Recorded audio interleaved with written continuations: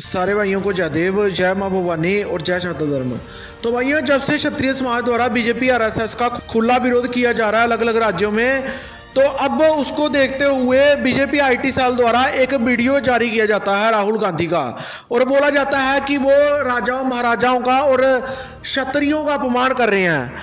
लेकिन मैं ये बोलना चाहता हूँ कि राहुल गांधी भी बीजेपी की बी टीम का हिस्सा है। हमने कोई राहुल गांधी को सपोर्ट नहीं किया, लेकिन जितना अत्याचार बीजेपी ने क्षत्रिय समाज का किया है, इतना किसी ने नहीं किया। राहुल गांधी ने जो भाषण दिया है वो कर्नाटक में दिया है, और कर्नाटक में इतने क्षत्रिय रहते भी नहीं है। और जो परसोत्तम रूपाला ने बयान दिया है वो दिया है राजकोट में, जो कि जडेजा क्षत्रियों की रियासत है। शरेआम क्षत्रिय रियासत में उसने राजा महाराजाओं का नाम लिया, और राहुल गांधी ने कहा लिया कर्नाटक में, जहां पर क्षत्रियों की इतनी आबादी नहीं है और ना ही उस इलाके में रियासत थी कोई, गुजरात में। लेकिन बीजेपी के परसोत्तम रूपाला ने सीधा डायरेक्ट क्षत्रियों को टारगेट किया है। तो हम परसोत्तम रूपाला से ही बात करेंगे, ठीक है। और दूसरी बात, राहुल गांधी को जो बोल रहे हैं वो पीएम मोदी की एक वीडियो देख लो प्लीज। आदरणीय सभापति जी, इस सदन में अंग्रेजों को याद किया गया। अब राजा महाराजाओं का तो अंग्रेजों के साथ गहरा नाता रहा था उस समय। तो क्षत्रिय राजे रजवाड़ों का अपमान करते हैं कि पहले जहां अंग्रेजों के जे थे, अंग्रेजों के दलाल थे, आपने सभी ने सुना।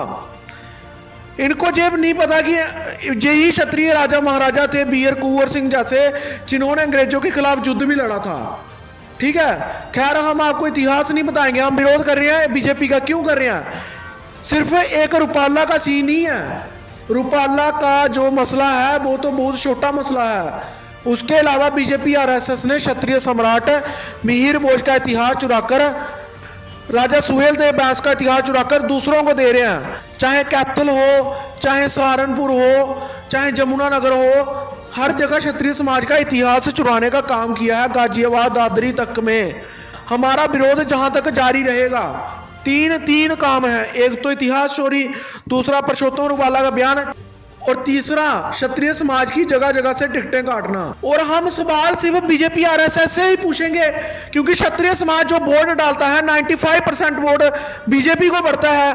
कांग्रेस को क्षत्रिय कितने वोट डालते हैं? 5-10% वोट डालते हैं। तो हम उनसे क्यों सवाल पूछे? हम कोई कांग्रेस को वोट डाल रहे हैं क्या? वो हमारे खिलाफ आलोचना करें, बोले, जो मर्जी करें, हम डालते ही नहीं उनको वोट।